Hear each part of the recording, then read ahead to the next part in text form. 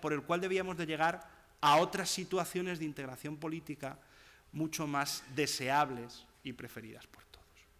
Lo que ocurre es que la Unión Europea efectivamente hoy se ha convertido en un sistema funcional al método de reproducción capitalista, en tanto en cuanto las decisiones que se toman, como por ejemplo que los mercados secundarios estén abiertos al BCE, pero no los primarios, son fundamentalmente funcionales a la reproducción del sistema. Nos lo decía ayer el catedrático de Derecho Internacional. En la Unión Europea efectivamente se ha imbuido de una ideología sin alternativa. ¿Por qué? Porque en su método de funcionamiento no integra algo que es tan común a las tradiciones constitucionales de los Estados miembros como es el conflicto capital-trabajo. En la Unión Europea no hay conflicto, se elude por las normas comunitarias. ¿En qué sentido se elude? Las normas comunitarias, principalmente, la Constitución Económica Europea, nuestros tratados, principalmente contienen derechos económicos de libre comercio. Y todo el sistema va a asegurar el establecimiento de ese sistema de libre comercio. Esto existe también en las constituciones nacionales, pero tiene un elemento que le sirve de contrapeso, que es el reconocimiento de mecanismos de conflicto con la otra parte que participa en el sistema económico capitalista en el que estamos, que es el trabajo. ¿En qué sentido? Articulando distintos medios por los cuales el capitalismo se domeña y se somete a una realidad social. Los años de más bonanza para el capitalismo y de más bonanza para el trabajo han sido los años del pacto social, del Estado social.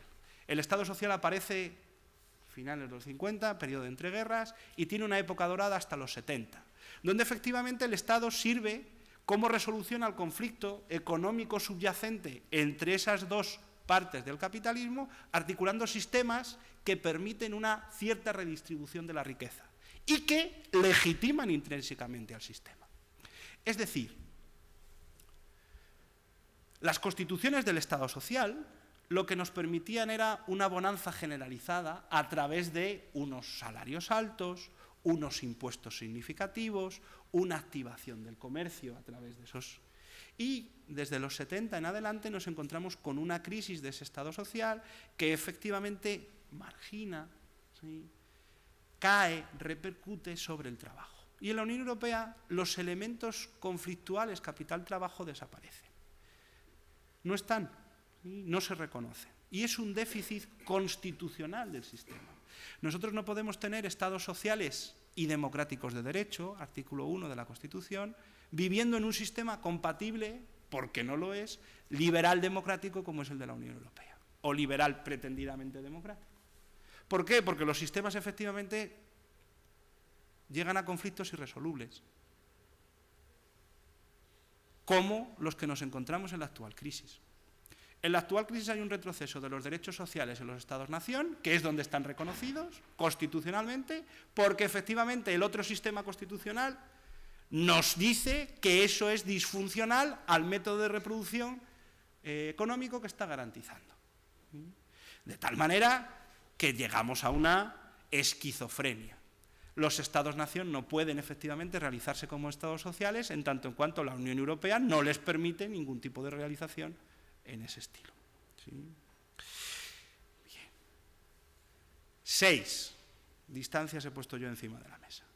¿Cómo solucionarlas? Bueno, pues abramos ahora un debate, ¿sí?, y proponen ustedes soluciones, ¿sí?, porque si yo las tuviera, desde luego que ya las habría puesto en un libro y supongo que la Unión Europea me habría llamado, ¿sí?, para presidir la comisión, ¿sí?, para la cual de momento no me han postulado. Muchas gracias a todos ustedes y quedamos abiertos al debate.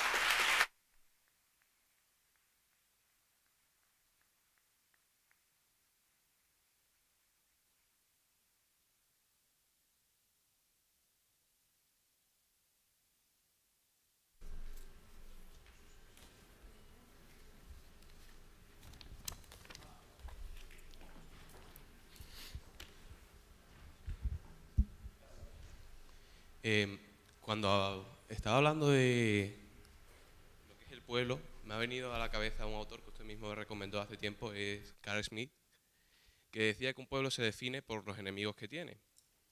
Entonces me ha venido, los españoles podemos más bien considerar como enemigos, entre comillas, suena muy, muy duro, pero así, los alemanes, que tienen una visión de nosotros, por ejemplo, como se viene diciendo desde hace tiempo en estas conferencias, de vagos y viceversa. Ellos tienen una sensación de que están ofreciendo dinero en Europa para unos pueblos como son el español o el italiano, que no trabajamos y estamos viviendo a costa suya.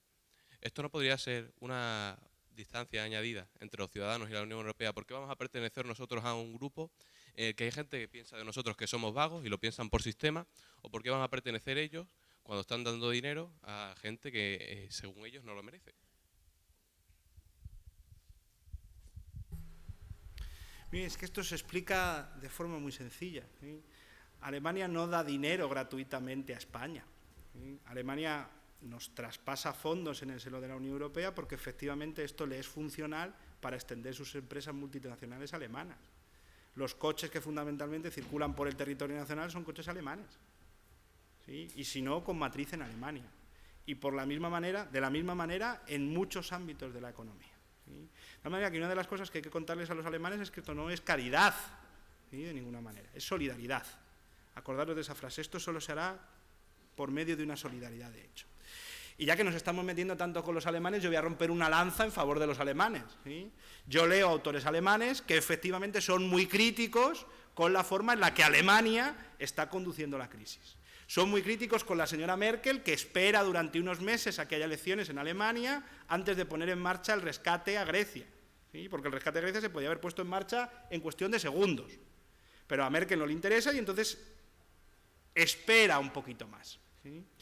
Merkel no es que no se sienta europea, ¿sí? Es que Merkel viene de una tradición comunista donde efectivamente la Unión Europea se veía como una agresión, ¿sí?, al método de reproducción. Y entonces esa es la distancia sociológica que los propios alemanes, no todos, algunos no pueden salvar.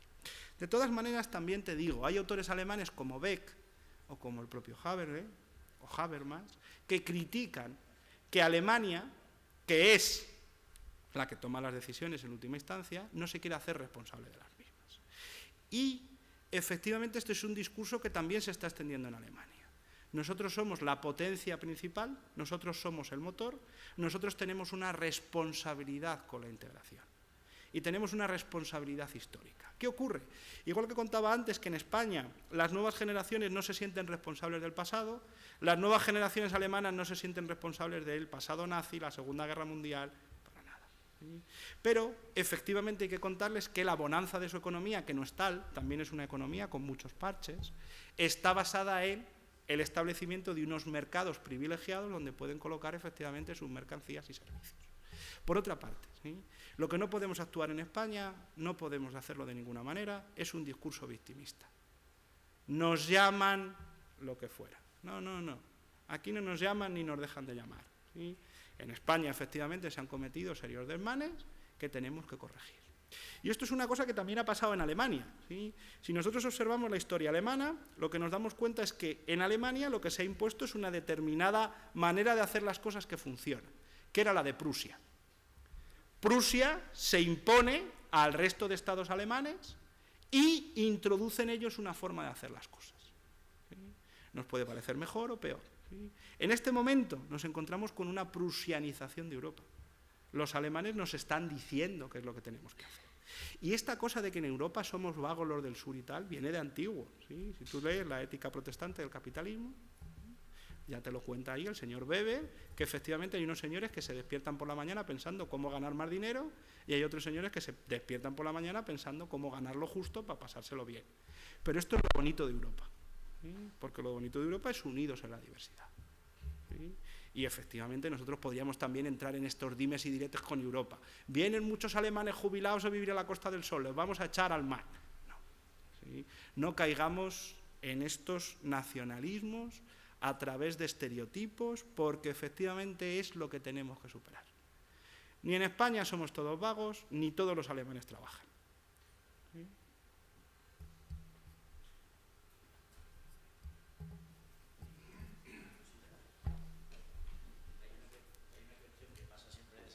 Percibida al hilo de lo que decía el compañero y que siempre por desconocimiento se echan falta. Yo soy de una zona de Extremadura que aguantó la guerra civil hasta que terminó, el frente de la Bolsa de la Serena.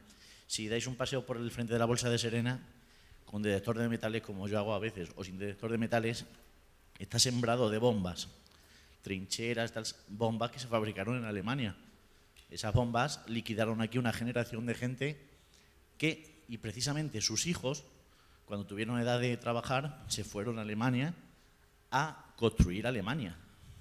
Yo lo que he hecho en falta muchas veces en representantes de la izquierda es poner en valor esa memoria histórica reivindicativa en sentido transnacional. Nosotros aquí estamos perjudicados, estamos atrasados, porque hay una población que no tuvo educación, que no tuvo juventud, precisamente porque además machacasteis a los padres y condenasteis a los hijos a emigrar allí, a reconstruir las mismas fábricas que fabricaban las bombas que mataron a sus familiares. Y he hecho en falta, por complejo, porque la izquierda tiene un poco el rumbo perdido bastante, o porque todo el mundo en su familia tiene un familiar, bueno, o por la transición, pero eso algún día habría que decirlo. Pregunto. Sí. Efectivamente, sí. Pero lo que no podemos entrar es, o sea, yo efectivamente he trabajado temas de memoria histórica, ¿sí? También he analizado el problema, y es un problema donde efectivamente miramos al pasado, ¿sí? Miramos a un pasado que efectivamente es traumático para nosotros, como es traumático para Alemania, ¿sí? En Hadever hay un puente, ¿sí?, reconstruido, donde tiene una placa que dice: cuando ya se había acabado la guerra, no hacía falta romper el puente porque nos habíamos rendido, los aliados rompieron el puente a mala leche, ¿sí? Entonces entramos en una dinámica efectivamente de lo que nos pasó en el pasado. La memoria histórica no puede ser una memoria de revancha. Tiene que ser una memoria de restablecimiento de los derechos que efectivamente se vieron violados de aquellas personas en aquellos tiempos, ¿sí?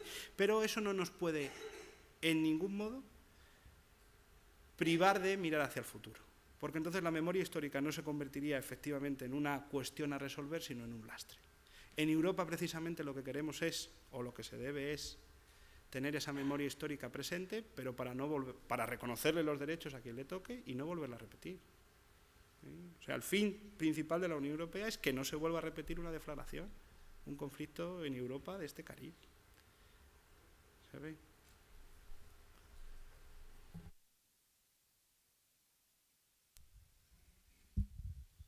Buenos días. A mí me preocupaba una de las brechas o separaciones que usted ha comentado, que es la complejidad del ordenamiento jurídico y, en general, la complejidad de las normas.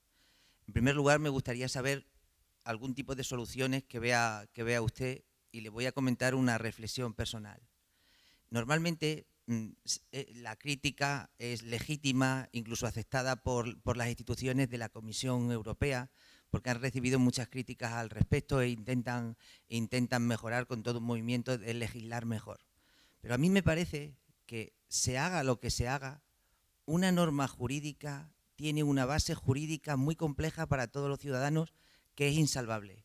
Se puede mejorar la técnica legislativa mucho, de acuerdo, pero al final es incomprensible por un ciudadano, porque hay una base jurídica y una formación y una complejidad derivada del derecho que es insalvable para los ciudadanos. En mi opinión, en lugar de concentrarnos en que la norma sea simple, que puede serlo mucho más, creo que debería prestarse muchísima atención en que junto con las normas casi cualquiera tuviera textos explicativos que pudieran acercar mucho más simple las normas. Porque si no, o sea, en un texto explicativo puedes hacer determinadas precisiones que no sean plenamente exactas, pero en una norma jurídica no.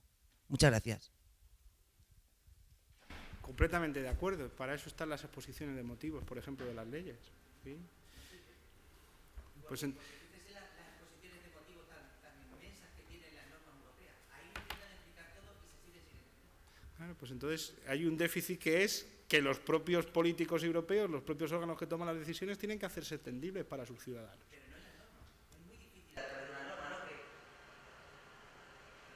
¿Usted cree que realmente una norma que sea realmente importante y que maneje una realidad jurídica compleja puede ser entendible por un ciudadano? Mire, le voy a contestar con una anécdota. Cuando la República Checa se iba a adherir a la Unión Europea, el presidente por aquel entonces pide el ordenamiento comunitario. ¿Cómo funciona esto? Traerme los textos. ¿Sí? Y llega un señor con un cajón, con los distintos tratados de funcionamiento, las normas de los protocolos anexos, el acta de elección europea, y le trae un cajón. ¿Sí? Entonces el tipo se le queda mirando a los ojos y le dice, vamos a ver, si en Estados Unidos funcionan con una Constitución que tiene 30 páginas, ¿cómo estos señores de la Unión Europea, donde nos vamos a meter, funcionan con una Constitución que tiene 700? Claro, es que esto es así. Esto es así. Los que están haciendo las normas las están haciendo de forma tan compleja, deliberadamente compleja, que lo están alejando de los ciudadanos. Y la respuesta es esa. Si Estados Unidos funciona con una Constitución de 200 artículos, como de 100 artículos, que es comprensible para todos los ciudadanos norteamericanos, o por lo menos comprensible en sus textos básicos, ¿cómo puede ser que la Unión Europea sea incomprensible hasta para los propios miembros de la Unión Europea? Artículo 2 del Tratado de Estabilidad. Nosotros estamos haciendo un tratado de estabilidad que no sabemos si es compatible o incompatible con el propio derecho de la Unión Europea. Oiga, pues no lo hagan. Esta es la solución. Entonces, el problema que me estaba planteando usted a mí no es un problema jurídico solo, sino que es un problema de razonabilidad de los señores que están tomando las decisiones y acuerdan las normas. Por supuesto que la normativa sobre la calidad del agua embotellada en la Unión Europea va a tener instrumentos que son complejos para los ciudadanos, porque no los vamos a entender porque es una legislación administrativa muy específica. Esto pasa aquí, pasa en Extremadura, en España y en el Ayuntamiento. Pero sobre todo las bases de quién ha tomado la decisión, quién es el responsable, esto es evidente. En Estados Unidos el responsable es el señor que está en la Casa Blanca, y si no, los que están en el Capitolio. Punto. Y esto aquí es muy complejo. ¿Que hay que hacer textos que expliquen la Unión Europea? Pues sí, los textos mínimos de explicar la Unión Europea son de 100 y pico páginas. ¿Pero esto por qué es? Porque efectivamente los que legislan en la Unión Europea lo están haciendo o muy complejo o muy mal. Si ellos mismos se han dado cuenta, declaración número 23, hay que simplificar. Y la simplificación es, en vez de hacer uno, hacer 7 tratados. Como la Constitución Europea no salió, pues entonces ahora la troceamos, construimos un Frankenstein que se llama Tratado de Lisboa, y lo que dijo que no hace 4 días en referéndum el pueblo francés, hoy se lo come su Parlamento con otro formato.